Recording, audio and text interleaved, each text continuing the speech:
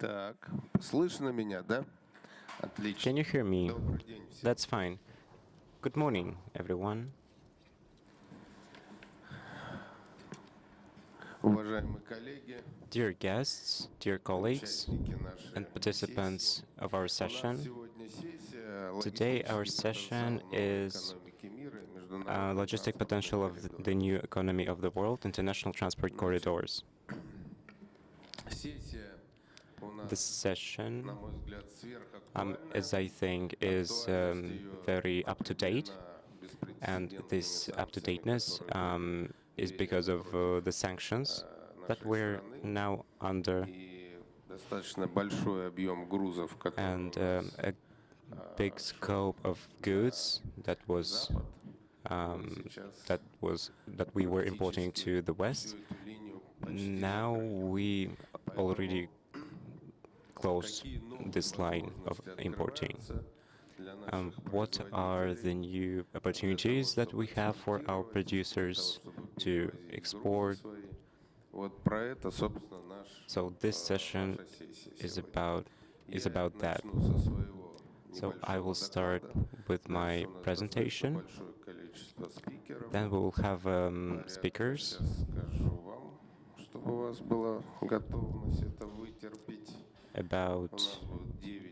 About 9 speakers.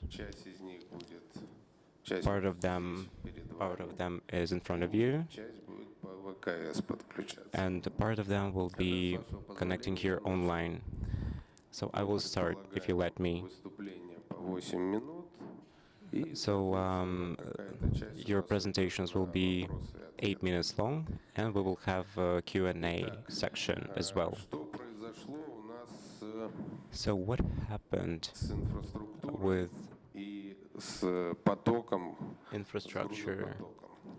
infrastructure and goods infrastructure? So here on the slide you can see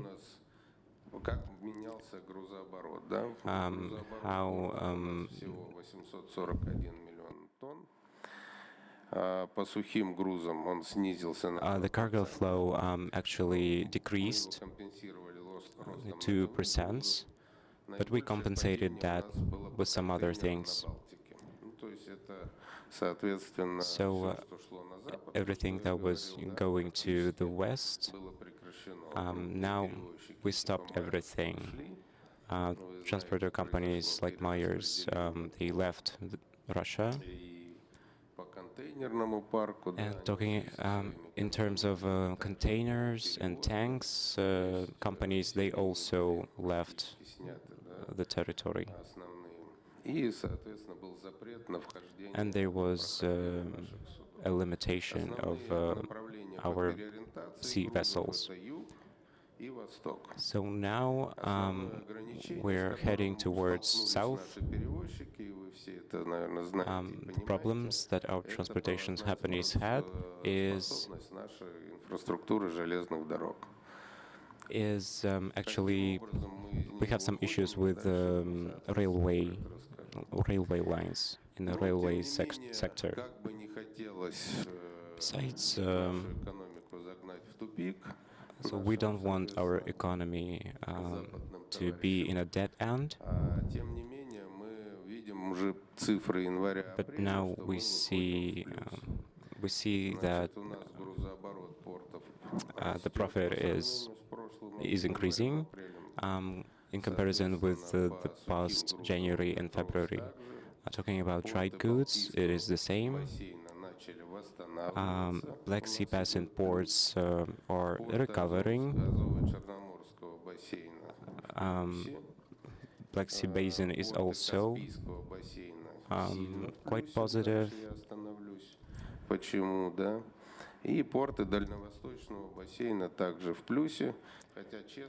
And some other basins on the territory of Russia are also, the profit from them has increased, but I thought that the info will be better, actually. So what are the main projects? What are the main projects that we can use to do something with the sanctions. It is actually the Northern Seaway, which provides the capacity of work that is 34 million tons. In 2023, we're planning to have the capacity of 36 million tons. We also have a project called Круглогодичный Севморпуть, and we are planning to expand our capacity up to 220 million tons, up to 2035. And the quantity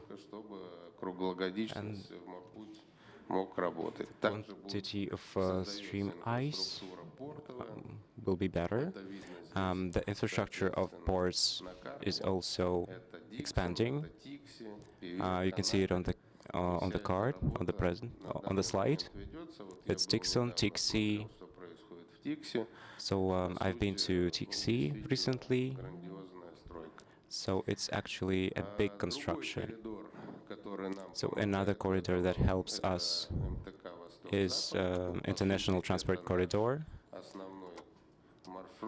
This is our main way, and it is located actually on the territory of Russia, mainly on the territory of Russia. In 2022, the capacity of ports was around 230 million tons. And talking about railways, the capacity is 136 million tons. We all know everything. So we do that in order to make sure that this balance is over finally. So now the capacity of our ports increased by 30%, and it's better than the capacity of railroads. So we are expanding our abilities, so we don't have any traffic around our main ports. The same with so we've met our Chinese colleagues talking about about some ports that we have in East. About after COVID-19 limitations, they're trying to open now. There's also a law about electronic line and queue, which helps us. And then the modernization of them, with the help of the territory being expanded. Everything is changing because a lot of investment was used there. Talking about the transportation strategy, the capacity now is used through Black Sea Basin and different ports.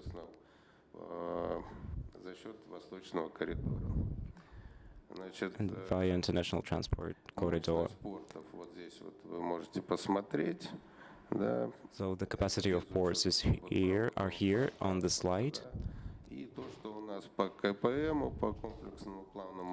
Talking about the complex plan of modernization, we are looking for the increase. It's going to be 230 million tons, and it will mean that the capacity of the railway will be won't help us with that. And we believe that sea transport corridors are better than railways. That's why we are trying to gain investment funds. And you can here see that in 2024, the capacity will be 180 million tons. And in 2030, it's going to be 210 million tons, and it's not going to be enough. So car transportation will help us. И возможностью железных дорог небольшое сохранится. Азово-Черноморский транспортный логистический коридор, Black Sea Basin Corridor is currently working quite actively, специальная военная but операция. because of the special military operation, there are some limitations. Виден рост, But we can see an increase there, 263 миллиона тонн. 263.6 million tons. Стратегия у нас.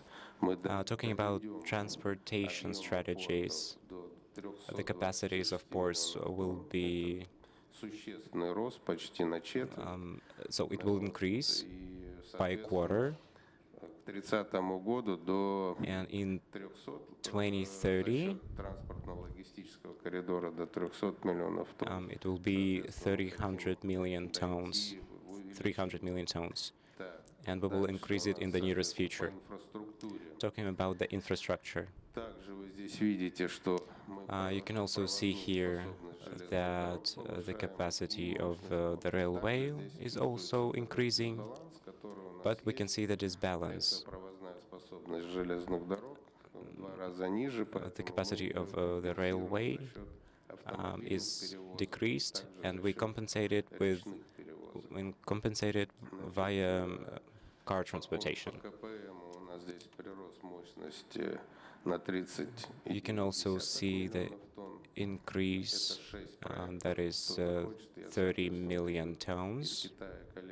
If someone wants some information, Эти проекты, потом я могу на них отдельно остановиться. I will talk about them a little bit later, talking about transportation strategies. Предполагается до 152 миллионов The тонн. capacity is going to be Значит, у нас more than 100 million tons коридор, in который у нас, 2033. в последнее время достаточно активно So the звучит. corridor that is quite active Президент recently. России занимается Владимир Владимирович Путин.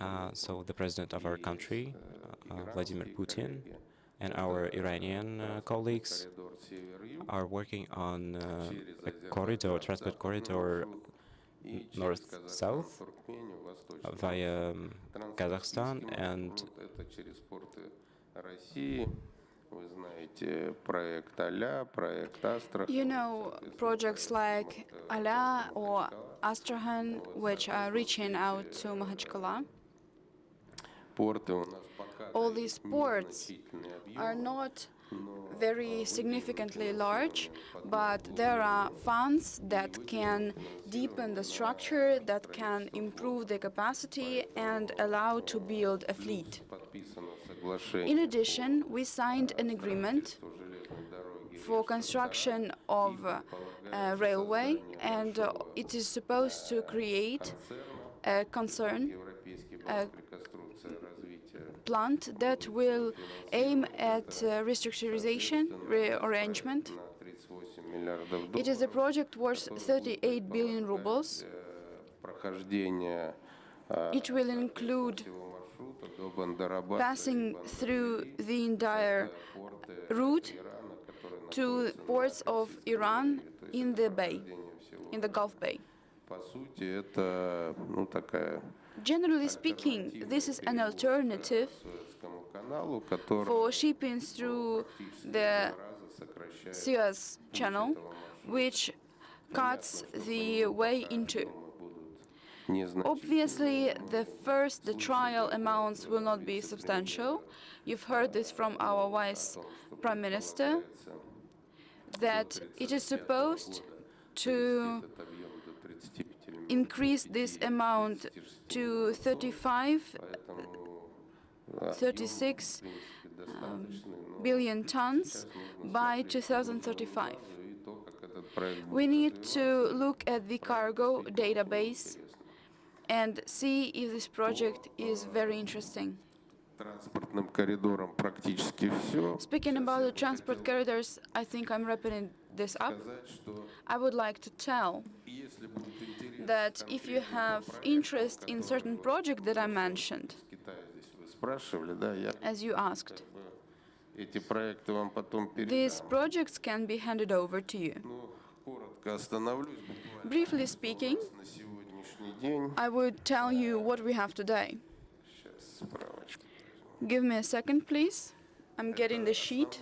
Проекты, безусловно, These are the key projects that are state-funded, but there are private projects there as well. развитие транспортного It is the project for development of the transportation hub in Nakhodka, reconstruction of the railway station in Naushki, construction of the second cargo railway park in Vostochное, and the part of the railway in Neshta Stara, management of the project at Reshta Stara, and the way to Randarabas, на базе the railway to Derbent based on Samur station, работы, я говорил, на rearrangement of a Caspian vessel channel, construction of a sea terminal, development of the railway accesses to seaports Черноморского бассейна. of Azov and Black Sea basins with the improvement of the put-through capacity by 130 billion tons a year by 2030, and improvement of Novorossiysk station. These are the key projects that we are dealing with today. We are implementing them right now. These are the projects that are under construction. Then there is a list of projects that are at the stage of negotiations and feasibility study. So please feel free to join our committee, join our platform, join the workers of the transportation industry. We have a transportation committee that considers all these projects and discusses. Thank you very much for your attention. I'm giving the floor to our next speaker. This speaker is presenting online. Я вот не знаю, Максим I Геннадьевич. am not sure if he is with us.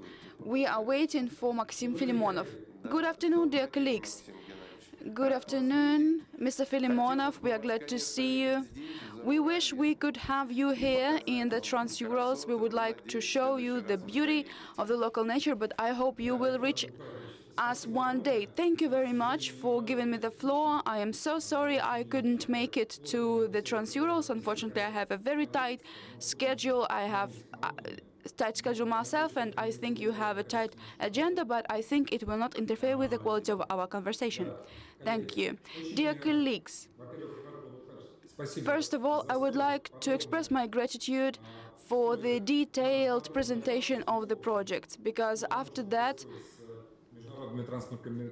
I have understanding of what's going on with the international corridors, transportation corridors, and I have nothing to add.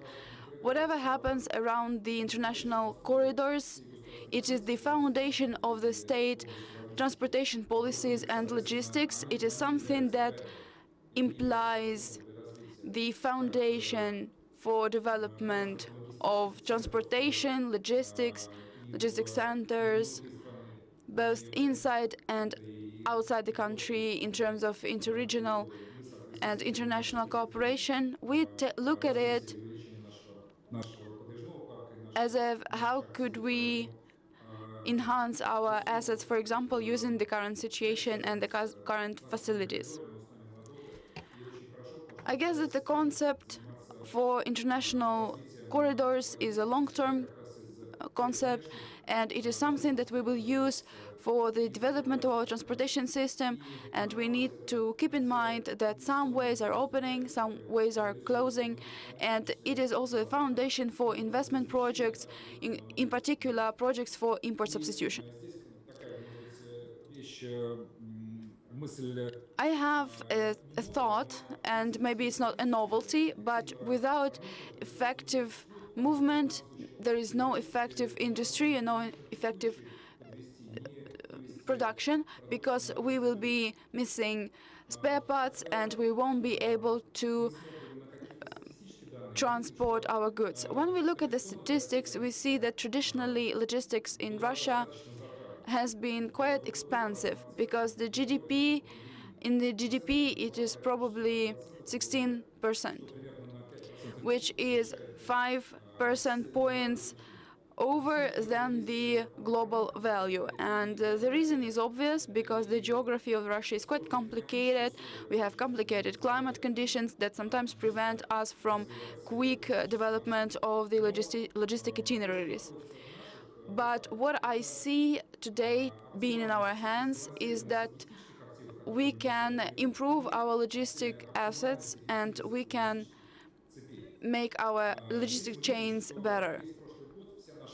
I can see that all our logistic chains that used to be under great pressure due to the COVID pandemic, they started rearranging and they started to be directed east.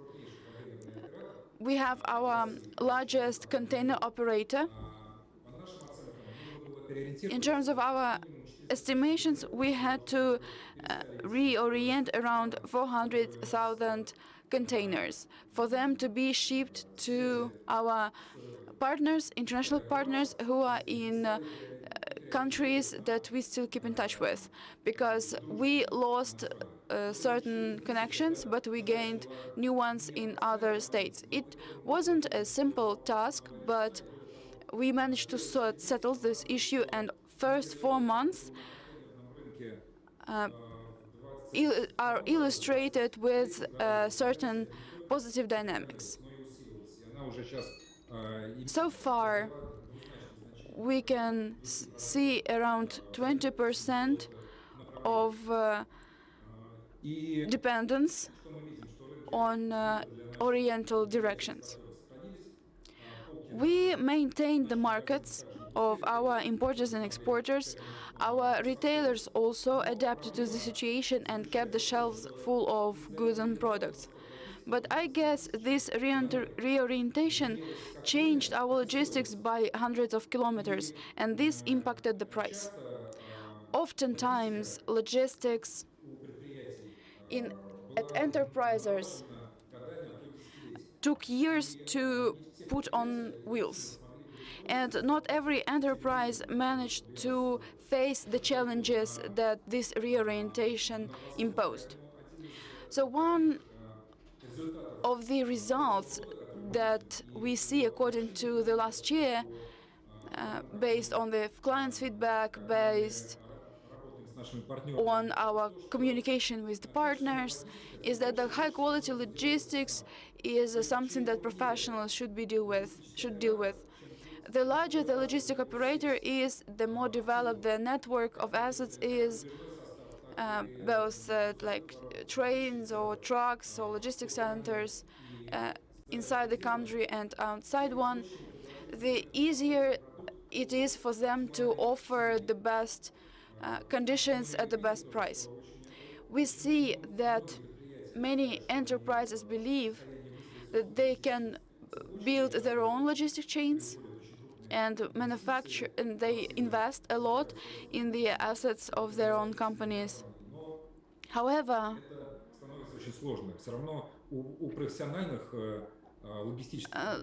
professional logistic companies, I'm not speaking about ourselves, but I mean in general, if we have a large logistic operator, their assets will be used in the most efficient way possible.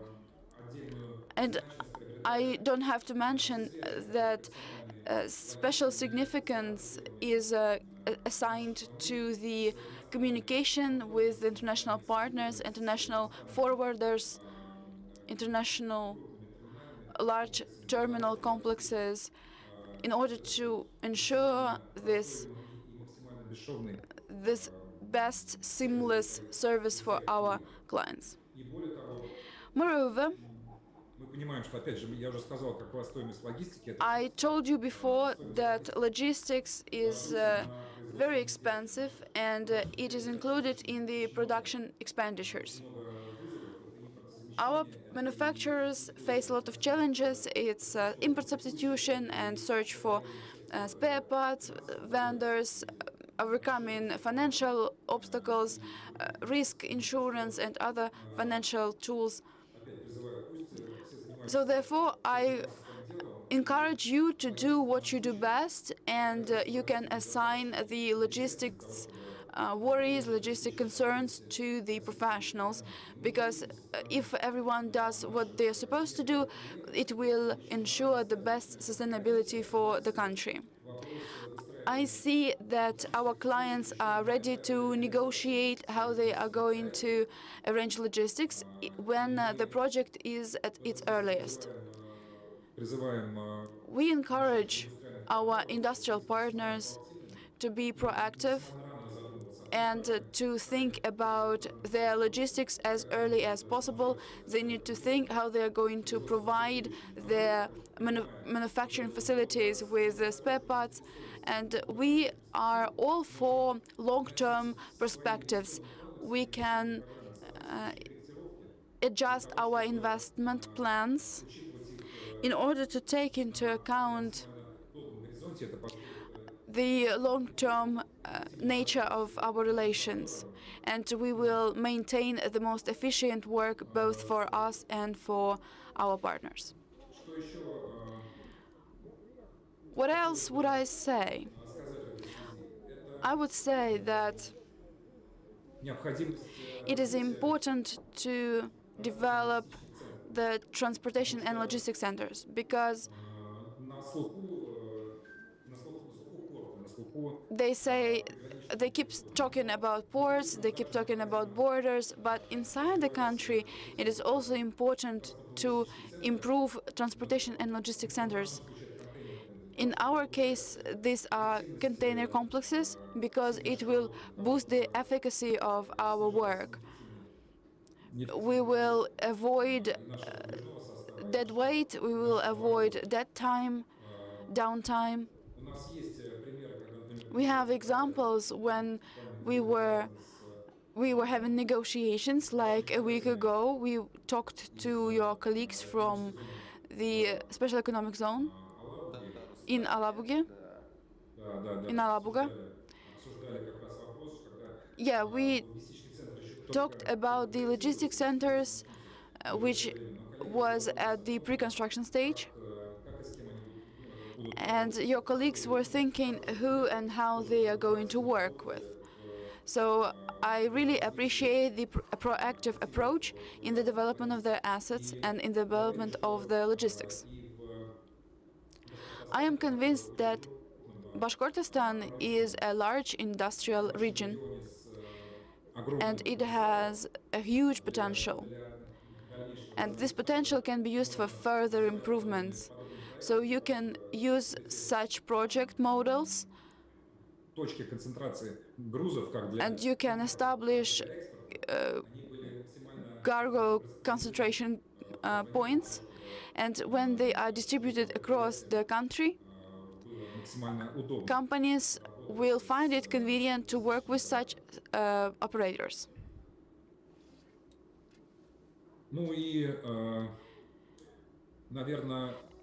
And to finalize, I would like to say that logistics is always a combination of different assets, assets of different heaviness. There are heavy assets, like terminals, like ports, like berths, that need a lot of investments, a lot of time, and they take a lot of time to pay back, and they have a high threshold. There are trains and vehicles that are also very investment consuming, both in terms of manufacturing and using ones. That's why it's important for us to carefully plan everything in the long-term perspective and have these plans agreed with the owners and industrial companies. And there are light assets that include different IT systems, process platforms that logistics has been talking about a lot recently. They develop differently, and I think we should have a different discussion about it. But we all need to keep this in mind because IT platforms that will help us to better interact with the clients and better interact with, and for them to interact with us, draw better documents, avoid too much papers, and going digital, to switch to seamless technologies. It is something that should be our top priority. I know we talk a lot, but the projects, there are few projects, there are working groups established to deal with this phenomena. But this is the purpose, the objective, the next step that we have to take. So I probably will sum it up. Thank you for your attention. Thank you so much. I'm sorry, Maxim Gennadievich, that I forgot to introduce you. He is a Deputy CEO for Business Development at FESCO Integrated Transport. He has one of the biggest transport companies. So I give the floor to the project representative of FESCO. Максим Дмитриевичу Буханову. Maxim Dmitrievich Bukhanov, Deputy CEO for Business Development at FESCO Integrated Transport. Hello. Thank you. I thank you that I had an opportunity to participate in this forum. We don't see you, but we can hear you. Just a second, we have some technical issues.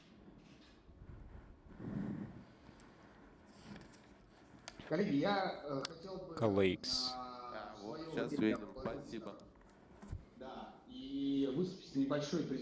I would like to show you a presentation. So just a second, you will see it in a few seconds. So I would like to show you the statistics. So do you see it? Yes, we can see you and the presentation as well.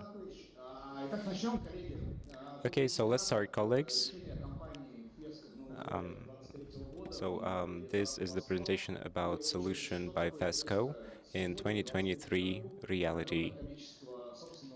This is actually about assets. The main thing is located in the city of Vladivostok. Well, and the capacity is almost 40%. This card shows the ways that we work on, and we are considered one of the first and one of the biggest companies of modular transport companies.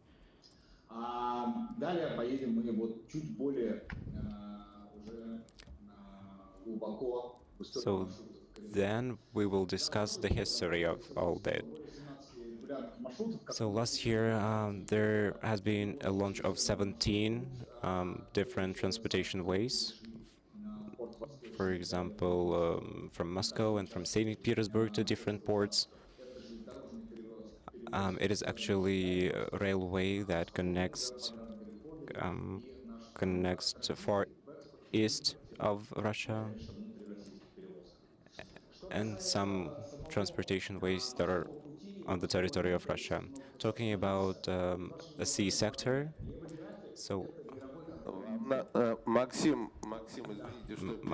sorry, but you have to turn the slides so we could see them. We can only see the first slide.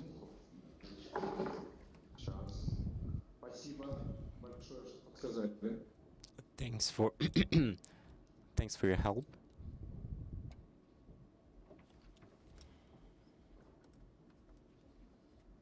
So just a second.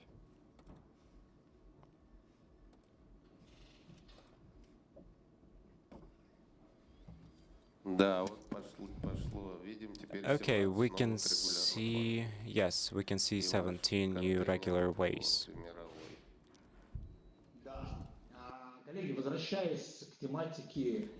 and also your fleet. So talking about seaways, the left statistics that you can see is the world container fleet. So those letters that are in black means the increase of world capacity. And talking about the red color, it is an increase of the world load carrying capacity. And we can see that in 2022, there are very different actually. It means that the peak of 2021, different sea vessel companies.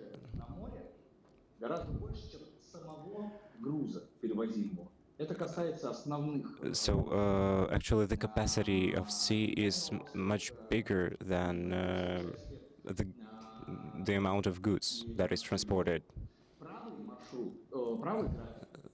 So on the right, you can see one of the main routes that is called Asia, Northern Europe.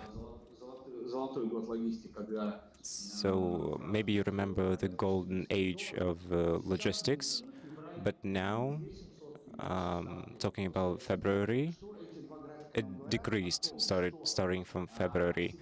It means that the capacity has increased and the rates have decreased. And now we see a small amount. And now a lot of companies will just leave this kind of industry, and only big companies will stay. And actually, sea transportation cannot exist without railway transportation and automobile transportation. And we should make these corridors, those corridors should be multimodal. Talking about 2023, so we see that everything started in the end of 2022. Here are some statistics. So St. Petersburg lost about 65%. Novorossiysk lost about 14%. And yeah, so lots of companies just moved to far east of Russia. In 2023, so what is happening and what will happen in the future? It is the increase. It will increase, but not that how it used to increase in the past. But our company thinks that it's plus 60%. So import will increase up to 2%, and the biggest player on this market will be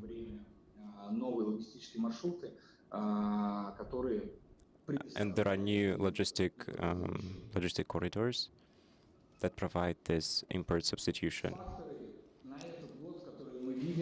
So here you can see factors that is connected to multimodal transportation. Concerning railways, we can see a big increase, and we understand that they use different types of platforms and different types of cars, railway cars. So there isn't a lot of place the railway industry, and the priority is not there anymore. So it is also, the risk is very high,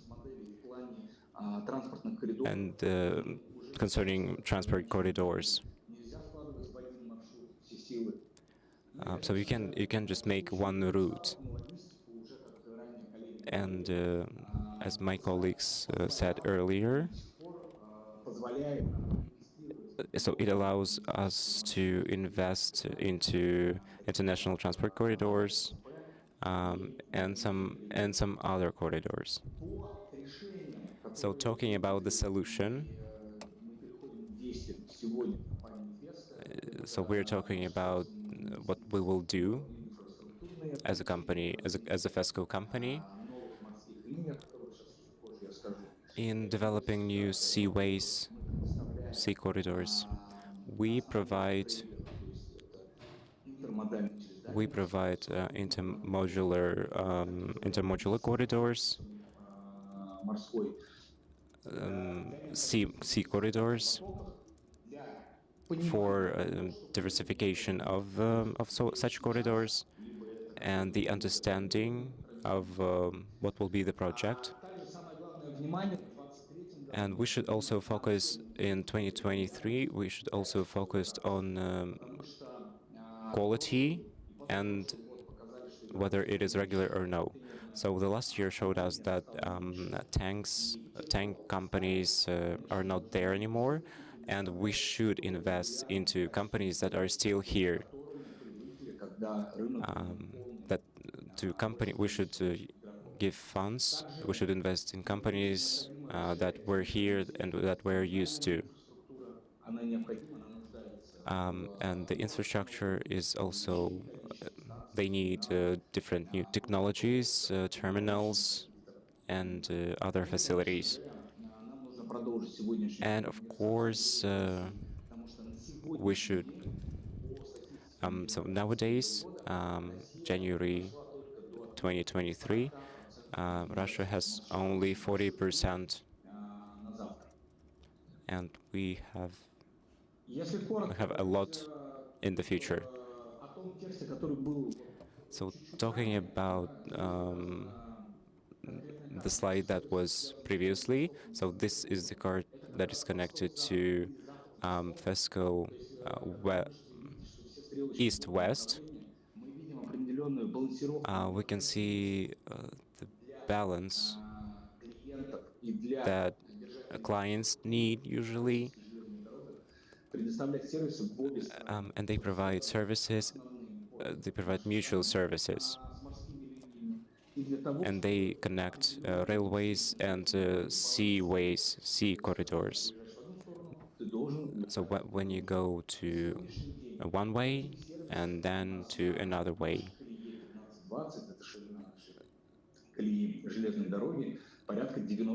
So the length of our railway line is 20. Talking about the sea part of transport corridors, in the far east of Russia, there are Korean line and also a Japanese line.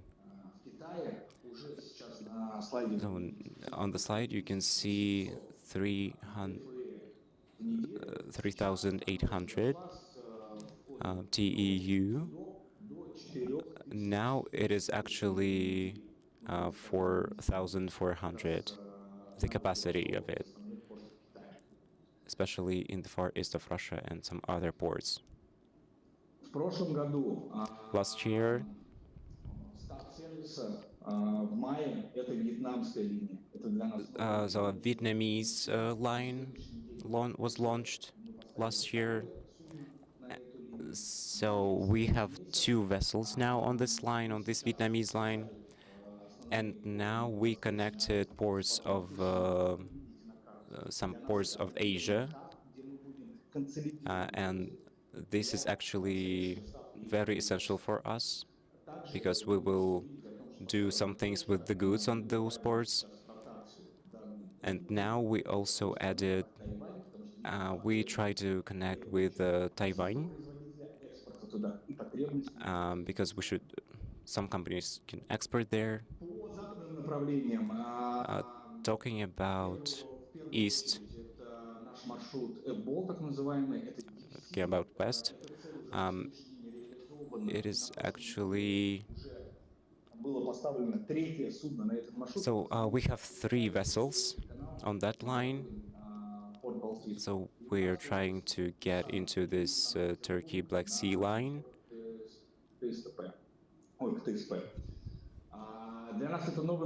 So this is a new line for us. This is a new route for us.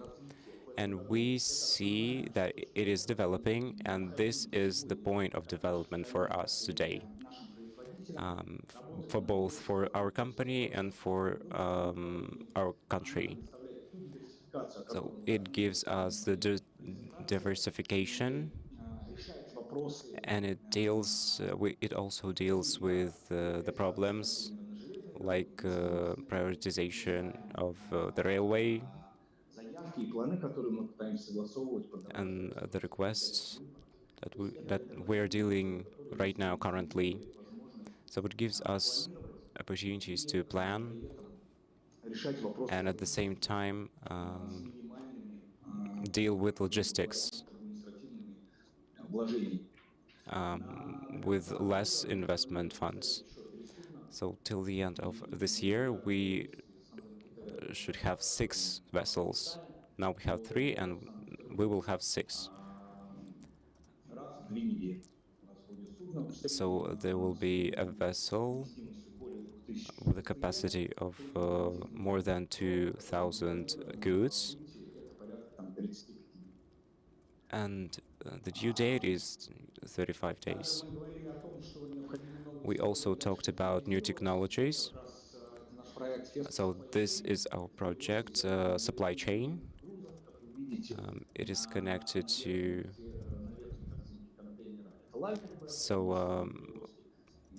the upper image. There is depicted a special tank. The second tank, we use the second tank as well, so we can use them via sea ports and also railway ports. So this is it for today. The main idea that I wanted to tell you that we need diversification, and each of you should think about that we shouldn't use only one route because it is risky because of political situation. And a FESCO company, we understand that we are the main company that deals with routes, and we offer you of constructing different modular maybe routes. Thank you, Maxim Dmitrievich, for your presentation. Good luck to your company. An ocean route is something new for me. We've been powerful on seas, but I didn't know anything that I didn't know that you had ocean routes. And talking about intermodular routes, it was also interesting. Thank you. Dear colleagues, let me give the floor to our next speaker. Let me give the floor to Natalia Ivanova, Association of Exporters and Importers. Please feel free. Ms. Ivanova. Yeah, I'm giving you the clicker.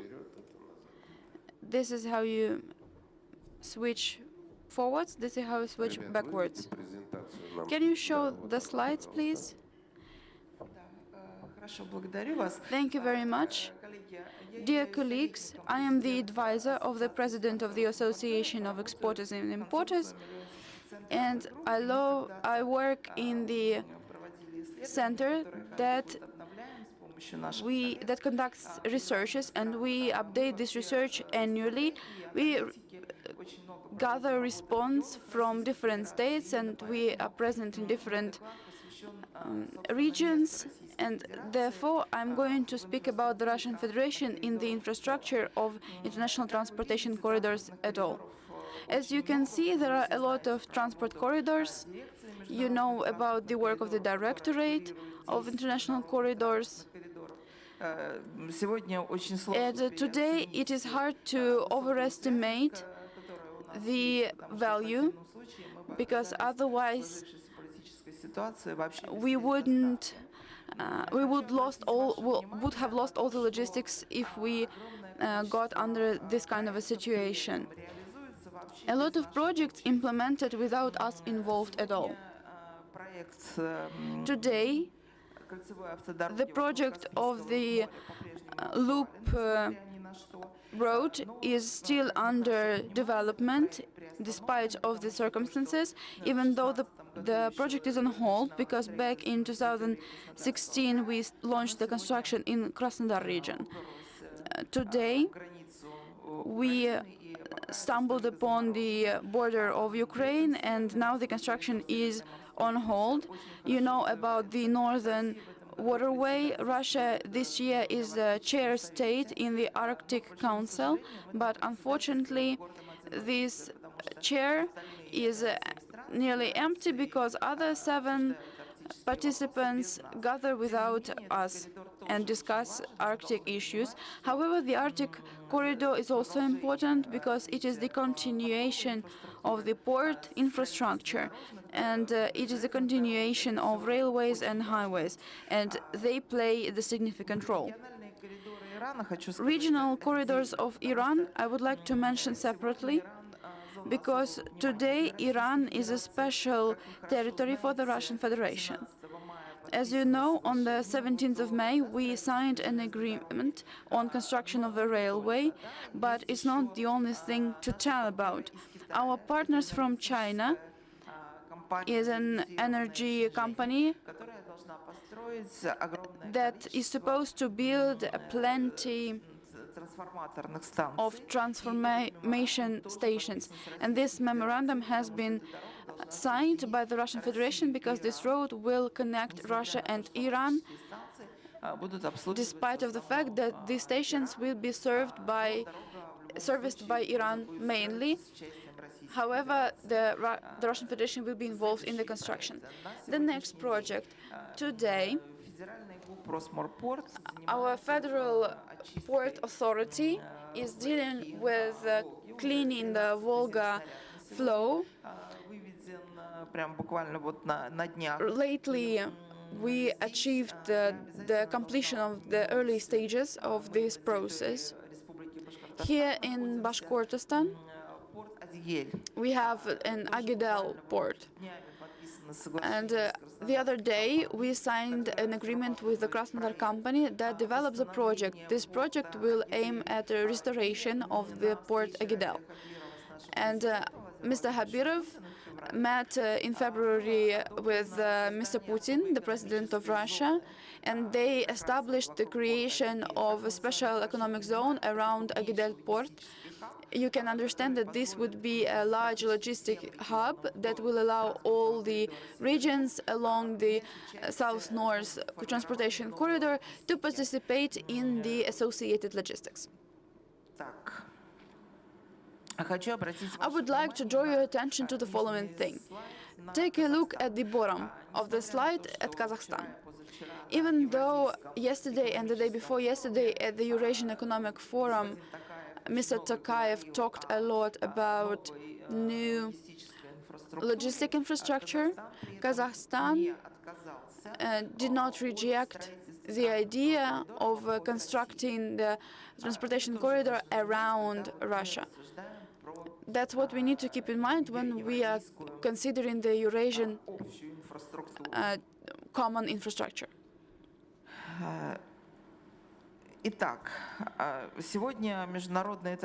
Today, the international transportation corridors, on the map you can see them conventionally, and the organizing committee will share this presentation with you if you like. Today,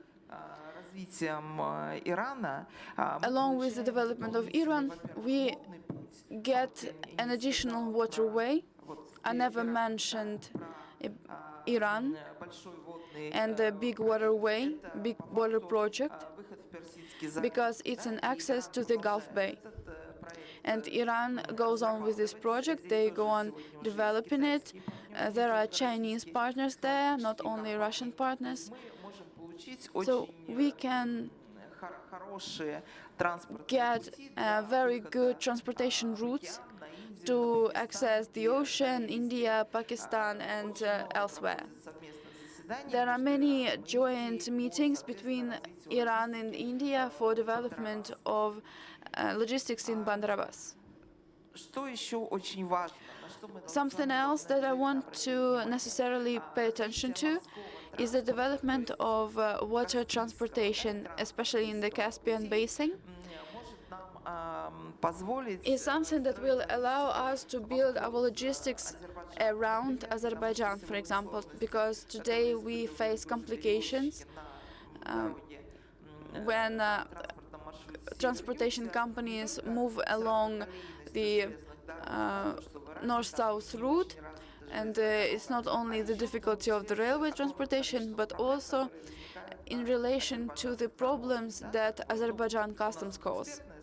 We are an expert session, so therefore I'm talking about it the way it is.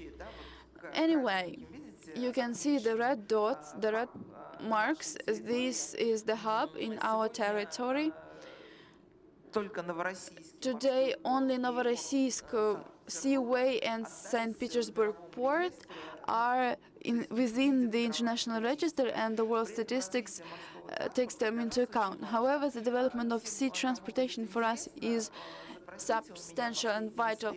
If you want, you can send me an inquiry to ask for the research findings, which show the following figures. From December till May, there were nearly 800 new companies emerged that have vessels in their balance that actually enter ports of the Russian Federation. So absolutely there are political risks involved, and these companies accept these risks because it is profitable anyways. You understand what the situation in the world looks like. Old companies that were forced out of the country by the sanctions established new companies in Turkey mostly, in Vietnam, Oman, Indonesia.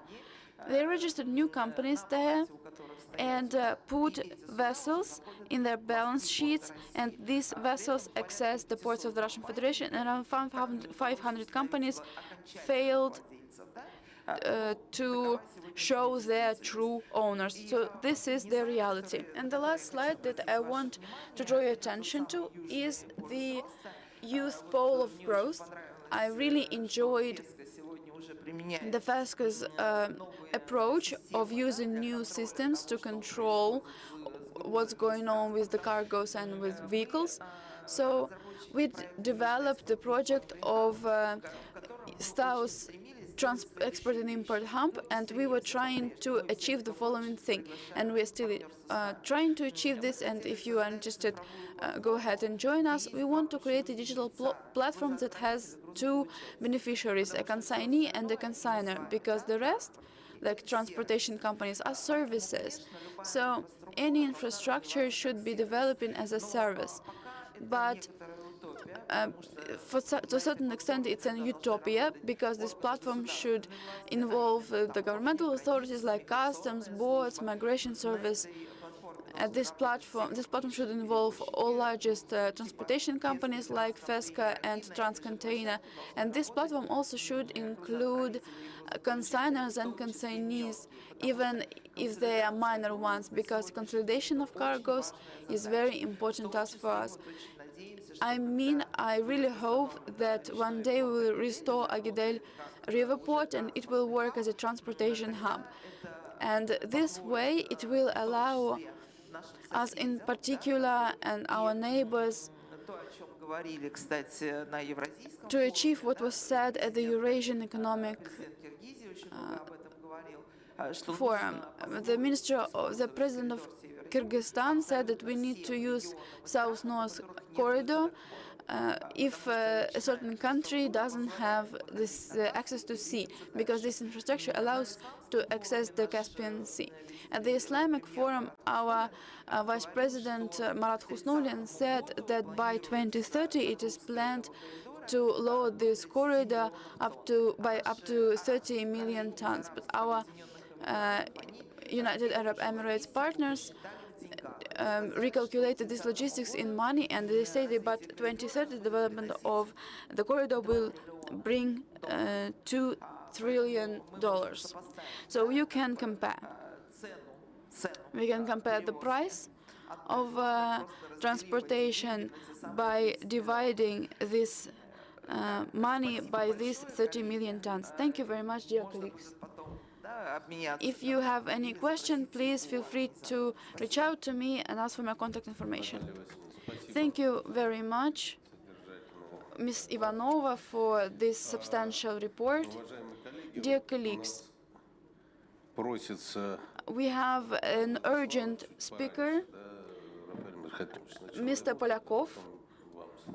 So, if you don't mind, Mr. Bukharov, we give the floor first to Mr. Polyakov, Chairman of the Association of Seaports Committee on Commercial and Legal Affairs.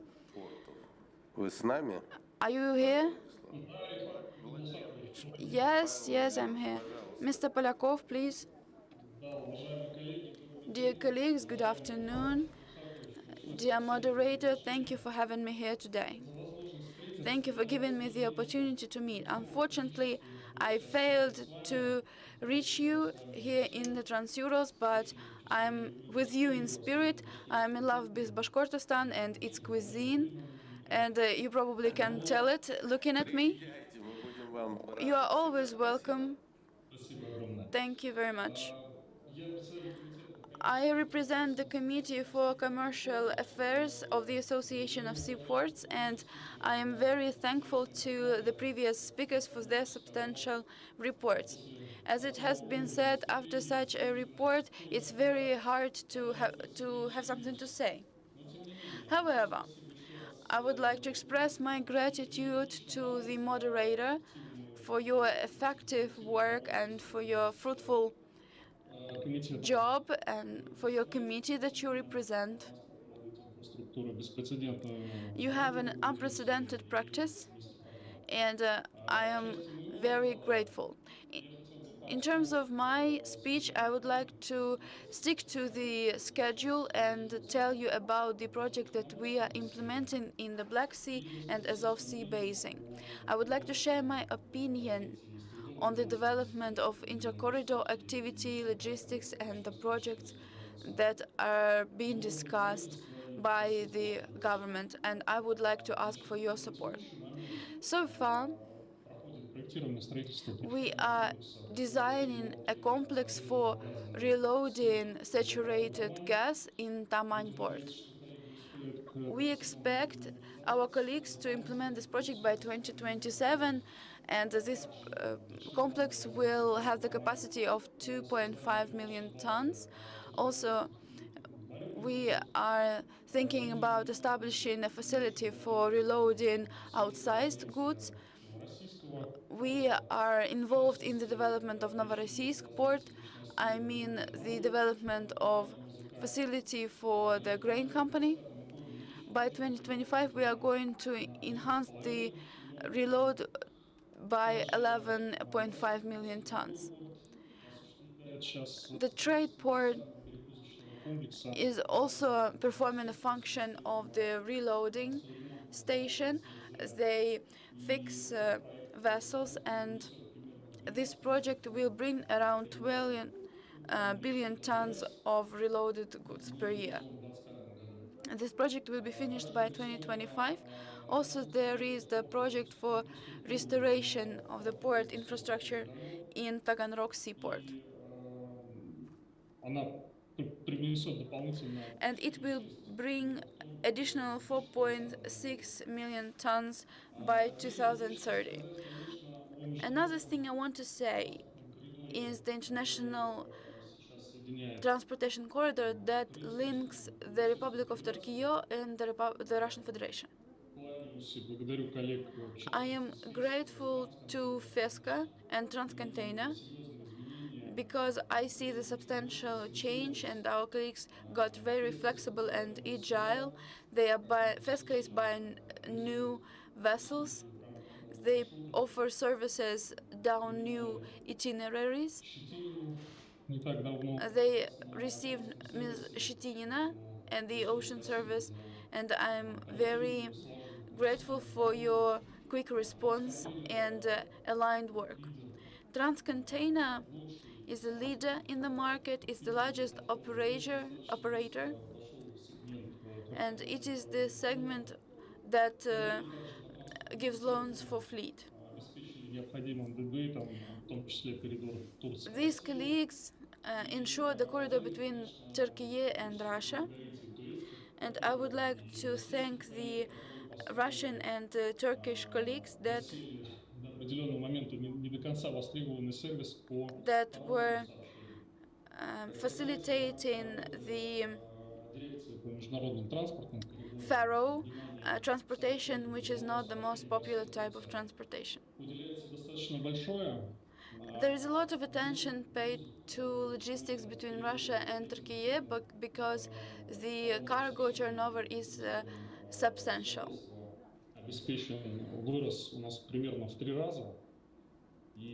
Shipping caused our town to grow by 3 times with the contribution of Tuapse, Novorossiysk ports and Novorossiysk terminals. We experience the attention of the government. Over the months, the colleagues managed to implement the investment project, so I don't want to be a spoiler spot here, but unfortunately, the supervision authorities are not adaptable enough and not quick enough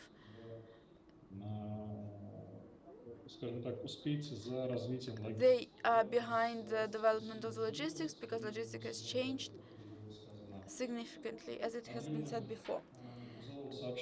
The scope of cargo turnover through seaports has decreased. The Far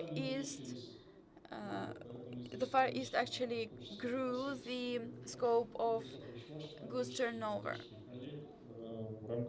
And I would like to mention that the work of our directorate helped to adjust the state governmental control in order to improve the custom clearance and logistics. We want to support the consignees, forwarders, shipment companies, consignees and consigners. What I want to mention is that, as it has been said by the moderator previously, we adjust approach to our sea transportation. We believe in the plans that are announced by the Russian railways because our colleagues have a lot of tasks to settle, a lot of challenges to face, and again they can deal with it. But the access to the railway is also important, and it lies in the sea. So I really hope that these 150 million tons of goods turnover by 2030 in the Black Sea and Azov Sea basins will be provided. However, we shouldn't forget that we have road shipments. Cars have significant flows, especially during the vacation season. And also we have short distance cargo transportations. Some goods can be forwarded only by car because they have certain configuration or whatever feature. Also, long trucks are used actively because it makes it easier for roads to keep being maintained.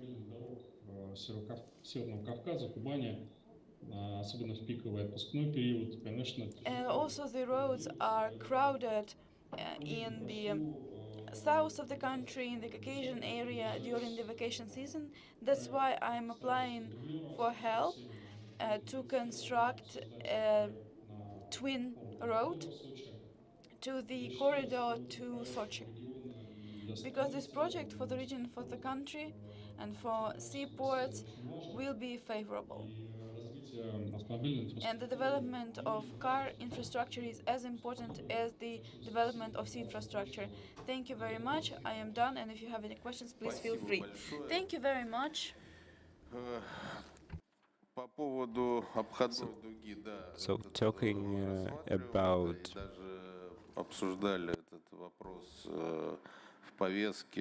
talking about overtake, we discussed it with the government.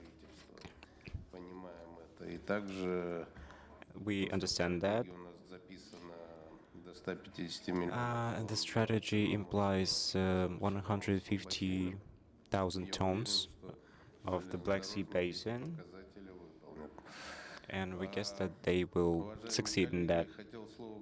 Dear colleagues, I would like to give the floor to Mr. Mordanshin, Deputy Chairperson of the Committee for Transport and Infrastructure Development.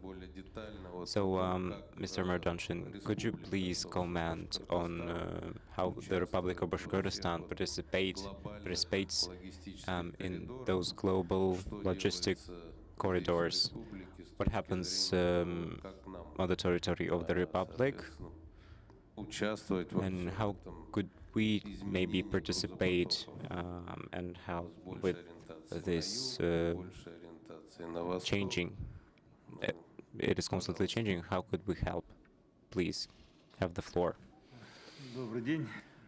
Good morning. So firstly, I wanted to say a few words about the presentations that we had, about other speakers, and all the things that were said by my colleagues. They were talking about the fact that our railway opportunities should be developed. We also discussed the investment of railway and seaports. This is what we faced, the change of logistics, and the logistics is forming and changing right now. Everything is changing. The approach itself is not the same. And here I would like to underline that the seaports are operating, that they're working, but there are traffic jams. And I wanted to say that there are options, and we could help solve this problem. Maxim Gennadievich told us about that, and my other colleague, that we should develop logistics centers. So this is the tendency nowadays. And all the transportations, all the shipment is done by tanks. And such logistics centers will allow us to somehow help railroad stations,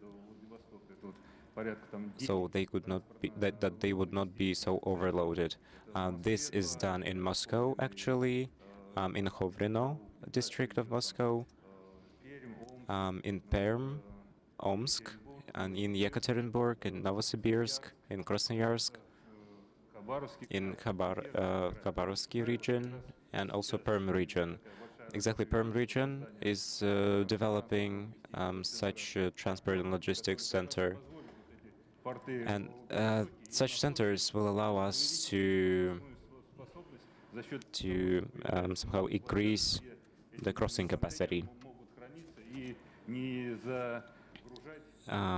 So we could help such, and we need help to do all that. And we need to develop multi-modular transport corridors. So not to just have some extra load from these tanks, but also use it for some other purposes. and then it could be transported by a road shipment. Such centers will allow us to, for example, when that we receive goods from China via Moscow. So all those goods go to Moscow. After that, they are supplied to our regions. It is too complicated. So that's why we should create such logistic and transport centers that will allow us to directly ship goods from, for example, China to our regions. Talking about the Republic of Bashkortostan, how can the Republic participate in such situation, and how can we help? So the logistics is changing, and also railway and car transportation is also more widespread and increasing. So the Republic of Bashkortostan has two federal roads, M5 and M7. Just a second. It's Volga. And now we also built a road from Yekaterinburg to Moscow that will go through Ufa, through the Republic of Bashkortostan, and the fact that the Republic of Bashkortostan helps them, that it helps them, even though the construction, the project is under constructed. This road from Kazan to Yekaterinburg will be built by 2024, and it will be also used in order to expand the put-through capacity of roads, of federal roads in Ufa, like M5 and M7. We are working on that right now, and we have our investment for the construction and renovation of such roads. And maybe some of you go to Samara or Chelyabinsk. You can see, or you saw that there are some renovations, there are construction sites connected to road building, and everything is done. And it is connected to this federal road. And it is also a car road corridor, transportation corridor. We call it east-west. And we also want to be a participant. We'll want to participate in that. Natalia Vasilievna also talked about the river port of Agidel. This is also an opportunity to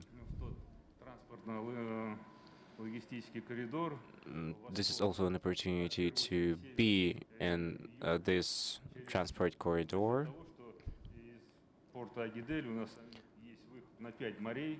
So actually, because of the fact that we have this port, we also have we can enter the Black Sea and some other important lakes and seas. This is also a part of a corridor, north-south, and the Republic of Bashkortostan has a lot of potential. We can export and import to other regions, and we can do that via this Agidel river port. And we can export our local goods to the countries such as Iran and maybe India even, and vice versa. We can get products from India and Iran as well. I can also add that the Republic of Bashkortostan participates via this river, Agideli River Port. And we also have an international airport called Ufa, which is expanding actually. And as the time goes, we renovated. We also did some engineering work there. And now there are so now they are trying to develop the whole terminals to maybe increase the capacity of passengers.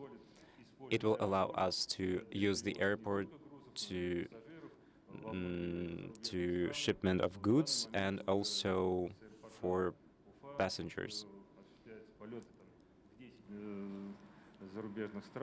Actually, you can use our airport to go to up to 10 foreign countries, for example, Armenia. Just a second. I remember that it was 10. What kind of countries? Tajikistan, Uzbekistan, Kyrgyzia, Egypt, and some other countries. And I guess that this will continue because the airport can do that. Thank you. I can also add here that via Agidel River Port, our republic shipped a lot of lamb, actually. So we kind of tested this route. And Maxim Dmitrich from FESCO company was talking about different tanks, and I can say that the Republic of Bashkortostan uses those tanks. So it all started from Chishminsky plant of oil refinery, and now it is all increasing. It gives us a lot of opportunities. Dear colleagues, I would like to give a floor to Mr. Bukharov, director of the Moscow Representative Office of the Association of Seaports. Dmitry Vladimirovich, are you here? Yes. Hello. Thank you, dear guests. Good morning. I would like to say thank you for this opportunity to talk and to present something on this forum. So can I open up a slide? Do you see it? Yes, we can see the presentation.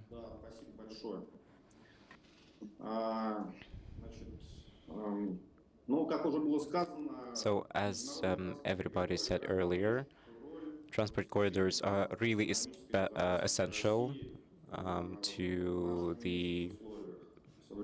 our country in the modern world. So the main parts of transport corridors are seaports. Just a second.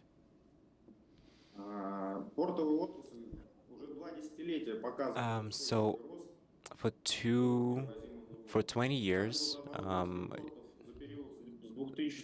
so from 200 to 2000 till to 2022, it has increased.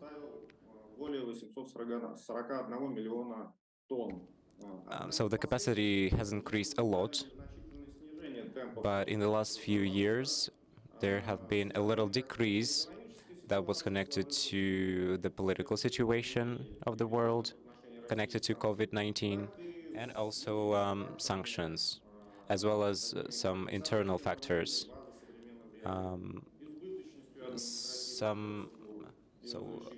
The excess of some administrative procedures.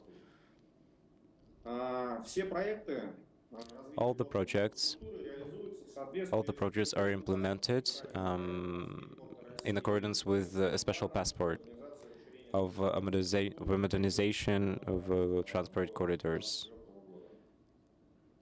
till 2024.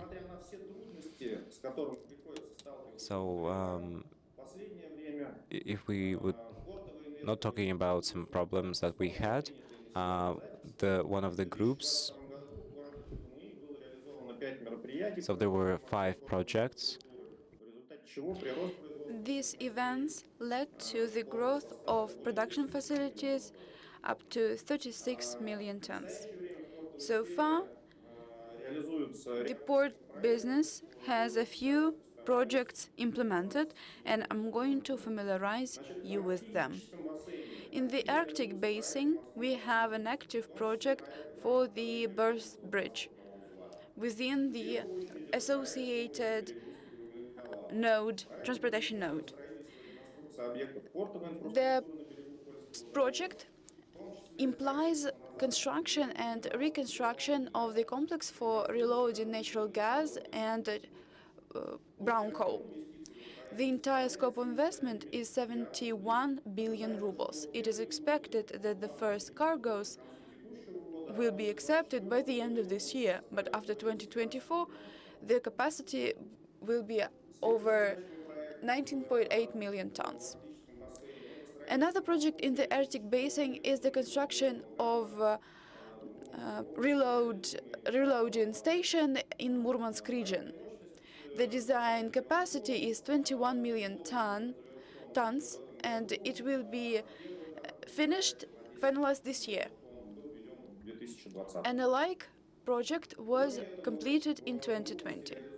Besides, in Murmansk, we have a project for reconstruction of port infrastructure in the existing Murmansk seaport. For example, there we have the bulker terminal and the seaport. The entire scope of the program is 4 million tons. The Murmansk transportation node will have to ensure the turnover around 80 million tons. The Murmansk transportation node is one of the key points of the development plan by 2035. It is expected that Murmansk port will be an advanced port and a significant part of the Eurasian logistics. In the northern way, we also have a second natural gas high tonnage project. We are constructing a bridge berth terminal, which will have the capacity of 20 million tons. To launch the project at full scale,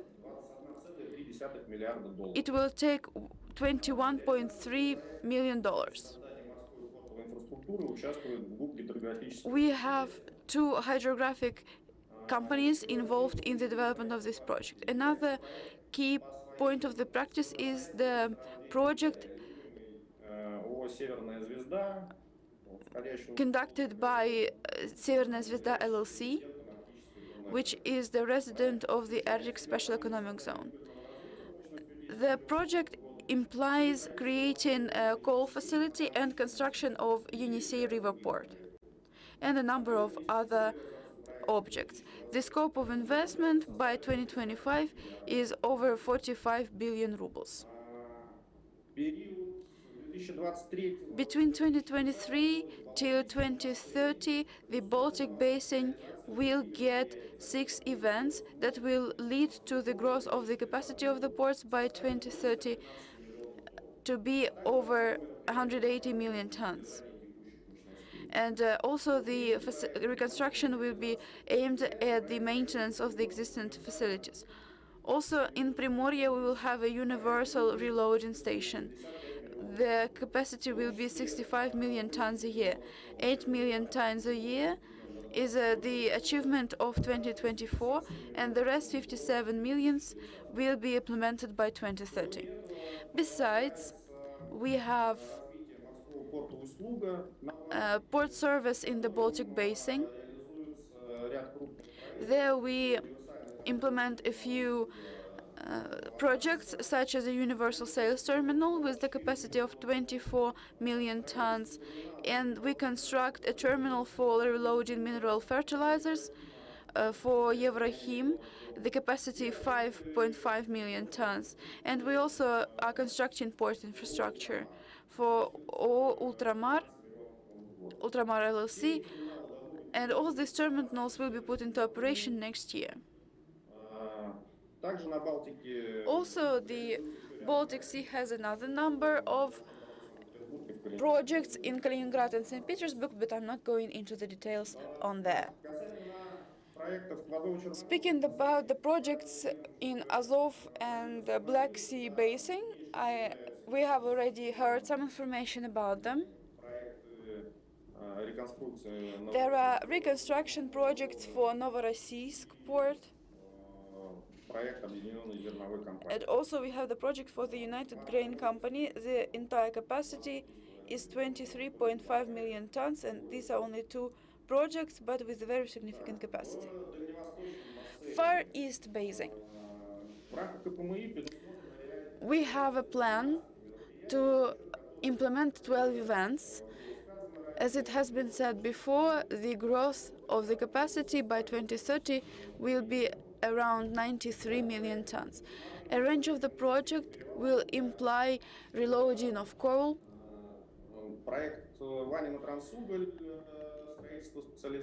Also, they are going to build a special facility, which is now in the second stage of construction, and it will be designed for reloading coal. Gubka-Sukhodol port is under construction to simplify the access to the infrastructure for small and medium coal extracting enterprises. The term for this project is just this year. There is a large project for Transugol company. We are going to enhance the port by 40 million tons. And the deadline for this project is 2026. There is one project that constructs the marine reloading station for saturated oil gas. The capacity of this project is around 22 million tons. It will be implemented in 2026. There is a range of projects in Vanina, Petropavlovsk-Kamchatsky, Magadan, and other towns. Besides, the operators of sea container terminals have their own investment programs. In particular, there is a strategy for development of Petropavlovsk trade port. Last year, they reached the top one for the amount of container turnover.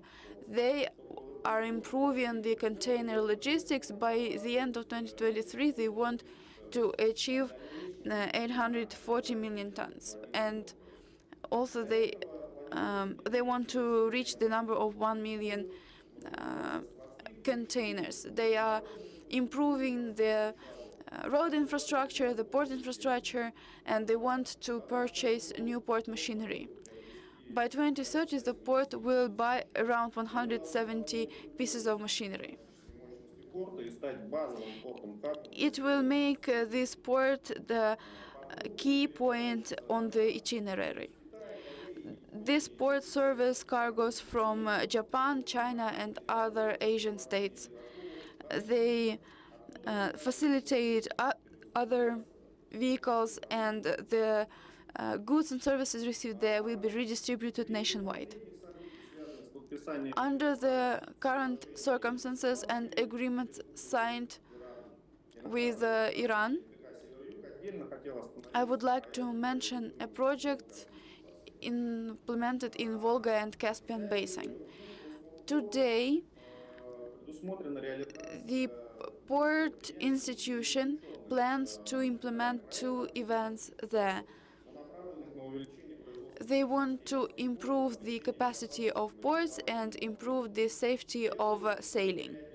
The first event is reconstruction works in the aquatoria of the Caspian Basin. This project is already under development, and actually it is an unprecedented scale project for deepening the bottom of the water body. This project is implemented under the assignment of the President of the Russian Federation. This project will be a great, will give a great momentum to the access to the Suez Channel, and it also will be assured and a safe itinerary to ship the cargoes by. Currently, Russian Port Authority working in Volga-Caspian Sea have 13 vessels, but their work will lead to them to engage 2 more pieces.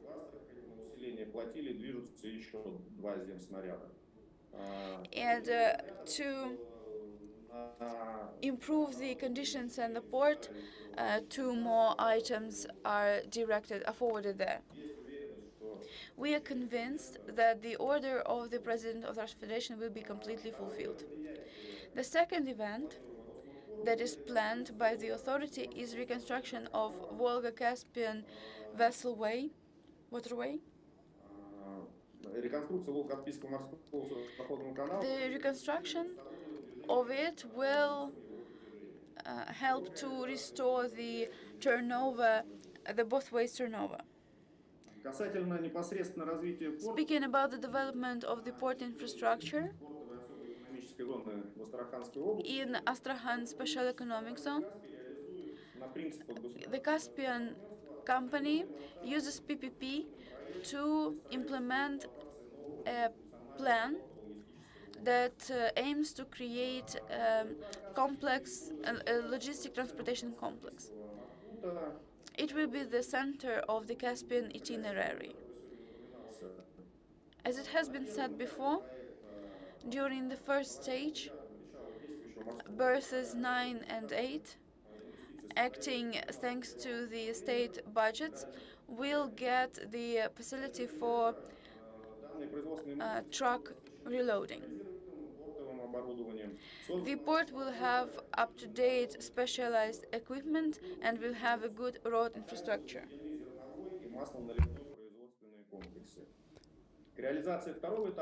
So to implement the second stage of this project, which is actually the construction of a new port in the region of Zabrunny.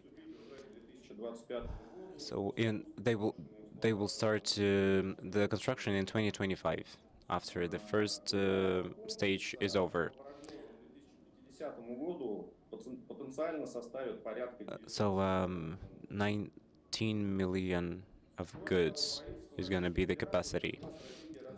And the Russian Federation also adopted a document that and it stipulated the strategy,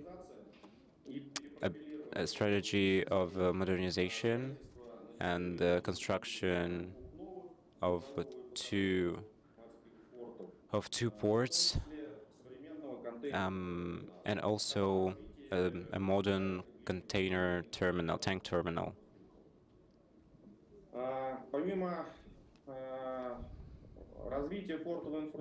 Besides developing the port industry, we should also focus on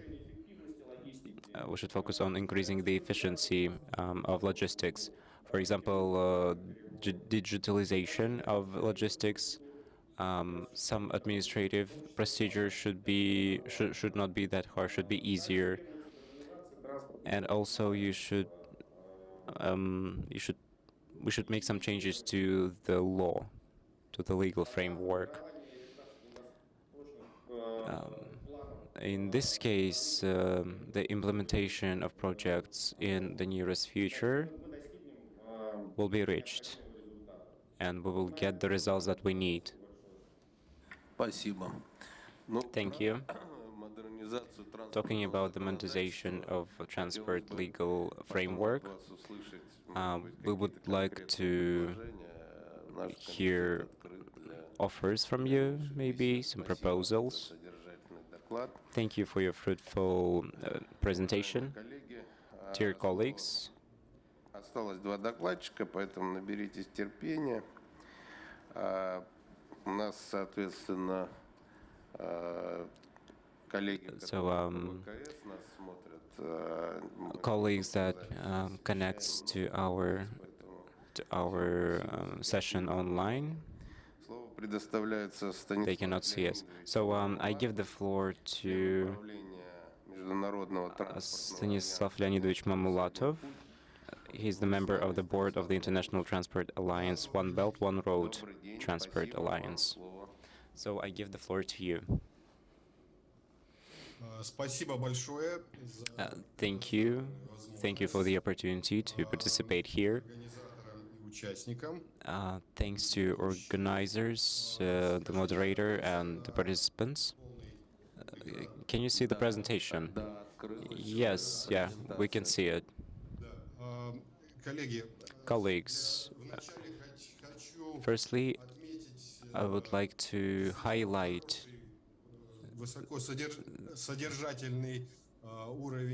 that the presentations that you've heard earlier were really fruitful.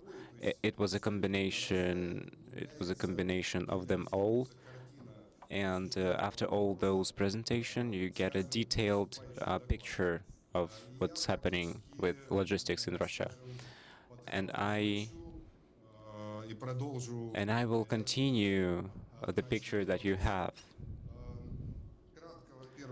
So, to be short, and maybe not about the topic, I would like to say that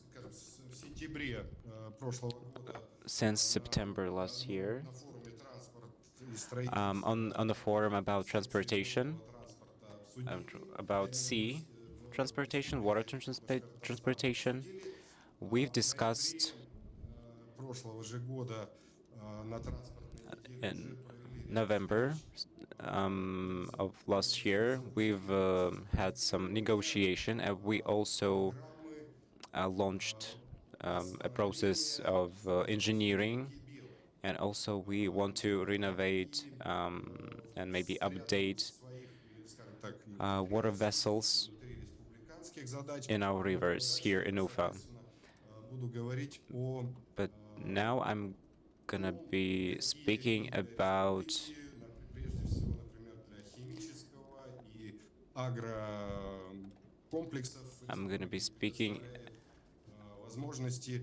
opportunities in petrochemicals and also agriculture,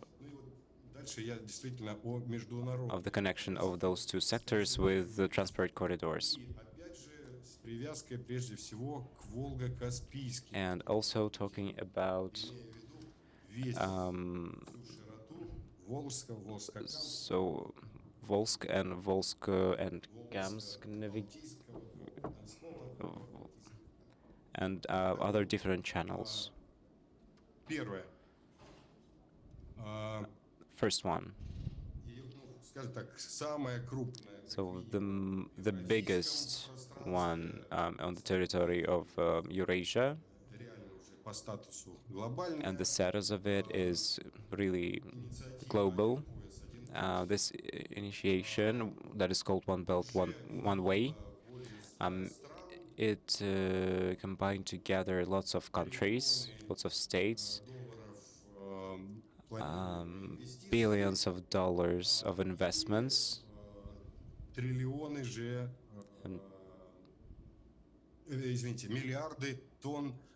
and billions of tons of load carrying capacity. So I want to underline that this is one of the most developing in the world.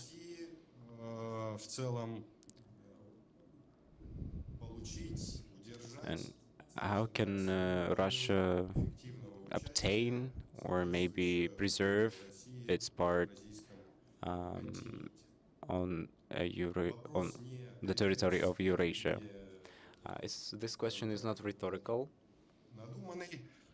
or made up by me, because every year there are alternative routes that our competitors can get before us. To be short, I guess that everyone heard about this initiative, about a road through Turkey, Iran, to Europe, with a geographical. Well, it's a political and commercial relations. I'm not going to comment on them. One more idea that I have is to tell you about another corridor. This corridor is like a branch of the Iranian way that goes through the Arabian Peninsula. It goes through Israel, and Israel has restored its relations, at least commercial trade and relations, with the United Arab Emirates. Israel can become another hub that will provide access to the Mediterranean Sea, that then accesses to the South Europe and Northern and Northwest Africa. Since 2016, the Russian Federation adopted the strategy, and most importantly is actively implementing it despite of some delays. The aim is to implement the strategy and develop the deep water single system. I'm not going to list every component there, every waterway, but I would say that the key area there is the Volga Basin. Together with Caspian Basin, the Volga Basin can dramatically improve the logistics through the south-north corridor. It will substantially diversify the corridor itineraries and routes from east to west, from the northwestern China towards Europe. To do so, we need to do the following thing. Actually, I've already thanked the participants of the session, and I want to briefly repeat myself and say that we need to establish a toolkit for the infrastructure in order to ensure the multimodality of cargo shipping management. It involves creation of trading and logistics centers, specialized centers, etc. And the key predicative in this work is multimodality, as I said earlier, because this multimodality is most required for container shipments. I will explain that later.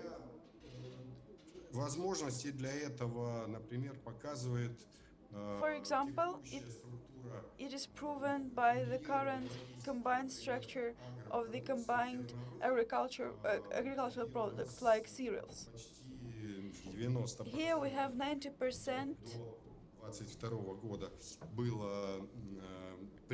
of the products before 2022 directly linked to sea shipping. Both the national waterway logistics took only 3%. Please take note of that. Secondly, I have here the strategy for the development of the seaport, and you can see the share of the Caspian Basin here,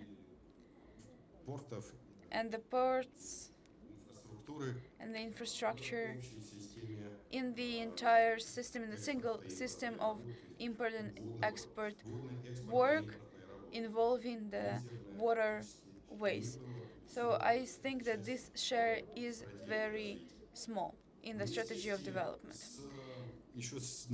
Along with that, since 2017 and the first meeting of the International Alliance One Belt, One Way was to link Volga-Caspian waterways and international and national transportation corridors.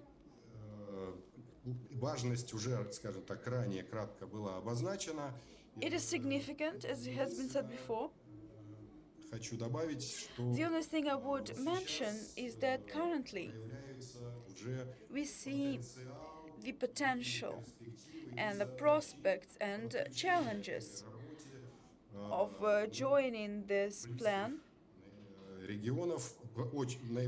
and of neighboring regions joining this project, because they are industrial, they are located nearby. It's like Udmurtia, Bashkortostan, Perm Krai.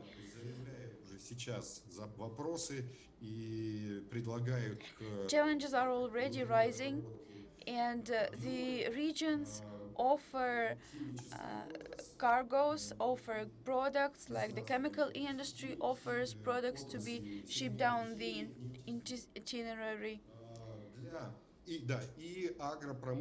And agricultural products like cereals also consider this type of transportation. These types of cargo also takes reloading stations and storage facilities. So the first thing is to offer a diverse range of containers. This range should ensure a quick extra loading during certain situations at certain areas. Because I still can see some empty containers traveling nationwide. These are certain types of containers that allow to improve the logistics. This includes flexi tanks.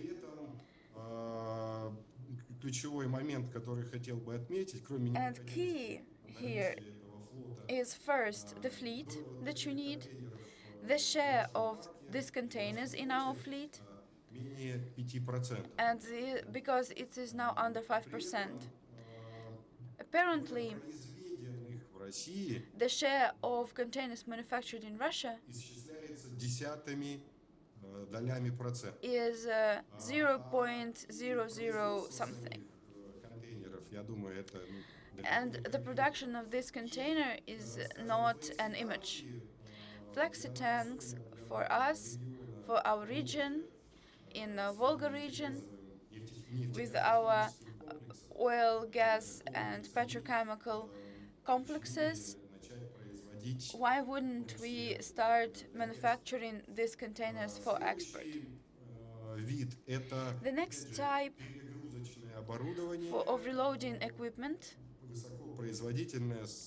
is equipment with high capacities and good performance. It is used for dry bulk products. Currently, the entire Volga region has only 14 lifting facilities that allow reloading a container. No, I don't mean ports. I mean cranes and hoists. So that's an urgent issue, and it should be settled as soon as possible, and it's not too expensive.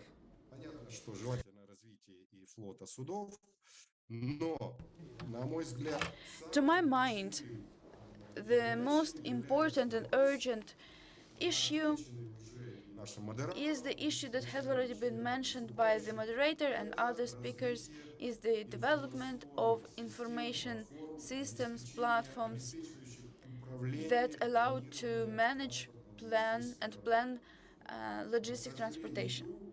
Unfortunately, so far, most of our companies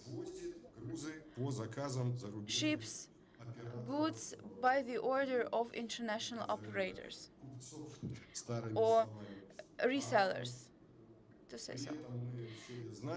We all know that two largest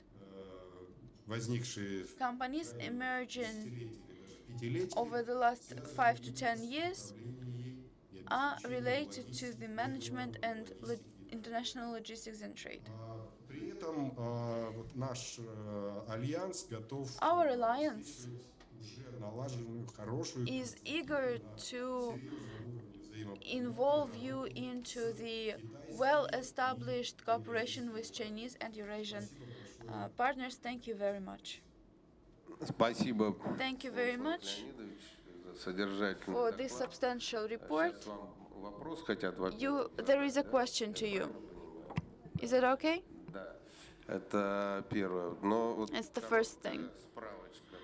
A little reference here.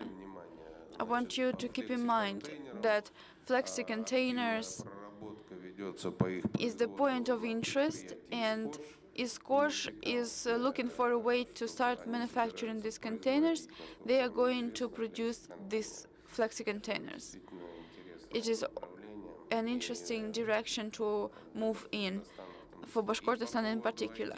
And regarding the IT systems, we offer to use the Ministry of Transportation and our committee to hold a separate discussion, because when we were abandoned by Myers or their Threadlands platform, as you know,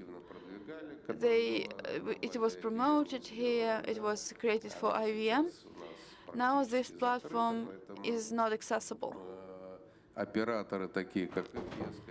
Operators like Feska or Transcontainer are looking for a way out, and maybe they will able to build certain conversation, and from the other side we are going to support the legal framework. You have the question, right? Yeah, thank you. My first question is regarding the production of tanks. I would like to say that we are ready to assist you in the international certification. When the production is launched, I guess that the committee under the State Duma will also take part. This is the first. Second, I want to tell you about the discussion, the platform. Thank you for raising such urgent issues. We are ready to provide you with the range of our Chinese partners, and we will probably come up with the Eurasian companies as well. It's a challenging issue that we face, but over the 2 years, we have found our ways out in China. We were understood about what our joint prospects are. Moreover, The Chinese party also announced a project which will be inter-university. There are universities that joined us, and they will service information facilities because they will provide information and data. We have created two custom stations because these stations help us to give regional examples of how the system works. These hubs are completely working, and even though we sometimes face issue of funding, loans, etc. Thank you very much. Good morning, speakers, experts, participants. My name is Irina. So I represent Lotus Special Port Zone. So you were talking about international transport corridor. There was a picture of that, and I've been to there last week, and I'm not just sure that there is construction there, that all port zones are developing, and it is true. I would love to add that there should be a foundation for different capacities and shipment, and the last speaker also commented good on that. And we should make them, manufacture them on the territory of the Russian Federation as well. And the economic zone, in our economic zone, there is a plan of constructing a plant that will manufacture tanks. It can be a port equipment as well. So we think that this problem is not on the surface, but it is up to date. You were talking about this zone. It's a special economical zone on the basis of the Agedal port. So when will it be constructed, and will it be a habit? So will it be useful for them, for people who do not have, for whom it is not available to go to the sea? So we need an operator of the seaport, because the good when it, yeah. So one of the first parameters is safety of goods, and now we have, talking about Iranian companies, we have now, we signed lots of agreements about safety of goods. And what about Turkmenistan and other people? That is also maybe India or China, or maybe so the starting point was St. Petersburg, and then it goes through Agedal. So we need to have a bigger picture of it all. So, and we need an operator. Maybe it should be unified. Maybe it should be divided into different operators. Well, it is really necessary to have business partnership with our colleagues from the foreign countries, because if we do not cooperate with them, it won't happen. So besides all of that, I have a really essential question. So how the Republic of Bashkortostan can help build this corridor? Actually, it can help a lot in many different ways, and after the session we are ready to discuss this question. So I want to comment a little bit. We'll see the Directory of Transport Corridors considers creating such an operator that will deal with processing, that will deal with river corridors, and also sea corridors and sea transportation. So I would like to talk to you about that. There are lots of information there. So if you have another thought on that, so we will transfer it to the people who are in charge of that. So, dear guests, this is the last speaker that we have, and after that we will finish. Irina Valerievna. So can you open up the presentation? Well, it's not really that interesting, but I'll be speaking. I am a vice president of Association of Exporters and Importers, and we've been to Lotus and we saw everyone. So this is a session for experts, for specialists that understand different schemes and technical information. And the questions that we have here, that we've discussed here, are really global and are quite correct. They're about the future. So I've been working in foreign trade for 20 years.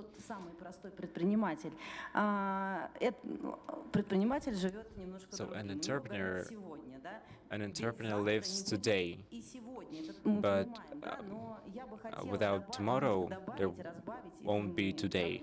And I would like to add, so we will skip some information about me. So during lunch with Mr. Nazarov, so when you're not a politician, but you talk about economics a lot. So I'm not a state worker, but talking about my work in associations, sometimes I need to cooperate with the government bodies. For example, yeah, we need to cooperate with them.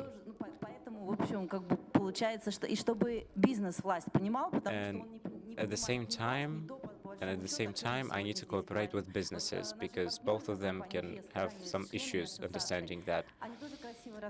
So our colleagues from FESCO, they speak really good, but a participant that is today in logistics. So I would like to say that that the problems that we have with logistics, with hubs, with transport corridors in our country, and that every region considers itself the best hub in country, and everyone wants to be this hub, this transport hub. But the problems that we have of the logistics is not because of the special military operation and not because of COVID. So we've been having such problems since really long time. So there, on the slide, there was a map about a Caspian map. But to make it work, we will need a lot of time. But what to do now? So we're talking about ports, developing ports in the far east of Russian Federation. Do you know the cost of tanks, container tanks now? Sorry, but what should we use to? What should we use? As a container carrier, but before COVID-19, before special military operation, there were problems with raw materials, with transportation. So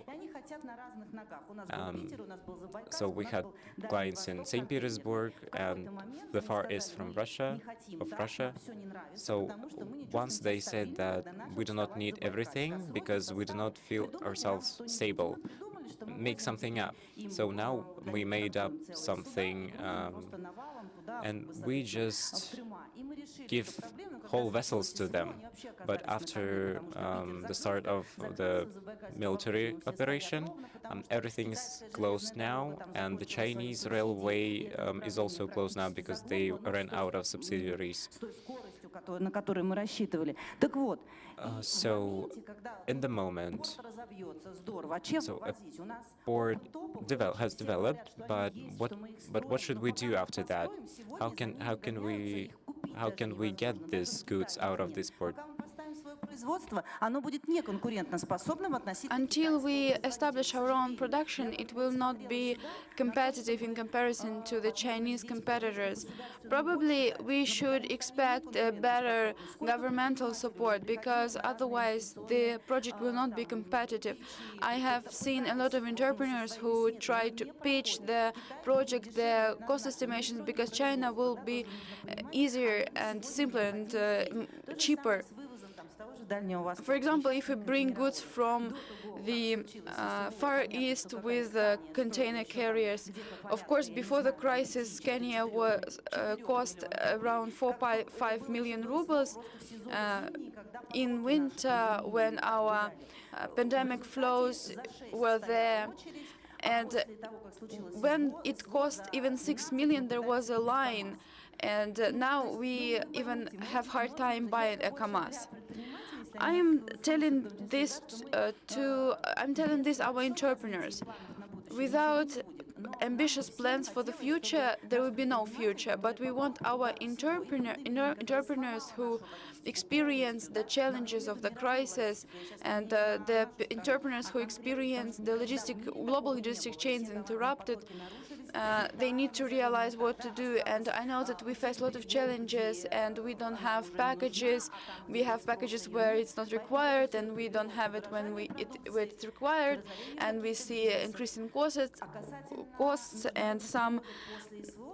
After the crisis of 2022, I would say that I am all for the international cooperation. We understand that Myers has left, has abandoned us, but shipping is not about a vessel going somewhere. There is a service involved. There is reloading involved, and when a company is ready to work with that, we can face the challenges with the vessel to be registered elsewhere, and we need to deal with relocations. Speaking about the vessels that go from Vietnam and to Vietnam, launched by Fiesca, that's impressive, but it's not a one-day success. It's not a success overnight. They have planned it. And I never finished the trans-container issue. What are we missing? Are you going to enhance the fleet? Yes, we are going to grow our fleet 10% each year. And it's very hard to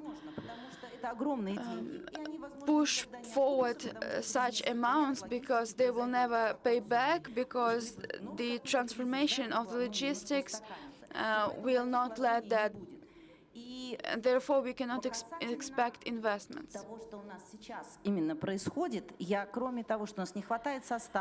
We are lacking vehicles. We have rearrangement issues, but I would like to stress that we have troubles with legal framework. Our vessels that we are constructing, even if we could construct them, they will not settle the issue, because they will never enter the access points that we need. I was watching the presentations of our friends, and they show a beautiful picture, but it's not practical, because our medium and small business see that their goods that they buy from China go other ways, and I don't know what we can use to settle this problem. When we bring goods from China, we cannot afford direct transportation due to the sanctions. For example, if we have products that are under sanction. I want to speak about national hubs that became hubs, and they never thought they would be called this way. I mean, the Republic of Turkey that officially does not ship anything to Russia, but still we receive these shipments, and this is the political agenda, and we need such hubs. When I am asked what countries can we expect to have shipments with, actually, honestly, I don't want to say this out loud, like in public, But when people ask me about more hubs, I'm apprehensive to say anything because this information will leak through and go under sanctions. I mean, like this country. You can see the behavior of Turkey, and you understand that they are trying to maintain their own interests. Speaking about the big logistics, I want you to remember that there are sanctioned goods, and we need to think how to use our transportation ways to get them. We have this urgent thing about north-south direction. I know that it's been within the agenda for decades, and the crisis is the nudge for this initiative. But I want you to keep in mind the infrastructure, because if we build the way but there is no infrastructure, it's not going to work. And Ms. Ivanova says that it's right, that it's okay, it's obvious that there are big volumes of text, but there is nothing substantial. You need to take one step at a time. We have our threatened, our jeopardized industries, and we cannot ignore them. We cannot ignore goods that we cannot import substitute. And we need these goods today. We cannot wait for decades for them to be developed locally. From the point of view of the logistics, I would say that our development programs, our ports, I guess, should concentrate on the immediate operation troubles. You need to understand that sanctions will not be ceased tomorrow, and we will have to go on living with them. If we take a look at the 5-10-year perspective, we do not have the right priorities. So I would say that it's important to establish like a micro working group that will involve logistic workers and analysts, and I mean not people with their heads in the clouds, but some substantial, down-to-earth people. They need to think through the logistics with regards to the payment, because we have trouble receiving payments, we have trouble transferring money. Yeah, we find our ways out, but we work indirectly. We have intermediary contracts. We have a few countries that help us to hide our traces. We remarking our goods. We relocate our production. We do reassembly. I'm not meaning the crude material industry, but I would have this work group brainstorming so that they can act point-wise and responsibly, because otherwise we will end up with goods continuously overflowing. The demand is not there for 1 year, it's there for 3, 5, or even more. So this is probably my point. This is my final slide. I'm not leaving you without any gifts, so please feel free to scan my QR code. There you will find support, and our consultations are for free. So please feel free to reach out. Thank you very much. I am shutting down my mic.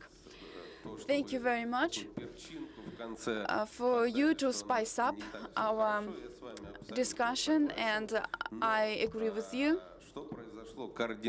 But you must admit that we have now the second-to-none attention to the transportation corridors. It has never been so popular, it has never been so much into our agendas, and this agenda is valid both for the governmental officials and for other figures. We have a project, a law bill in the consideration of the State Duma committee, and it means that we are taking a dramatic turn. We are considering the import substitution agenda, and we are considering new international transportation corridors, which is really, really vital.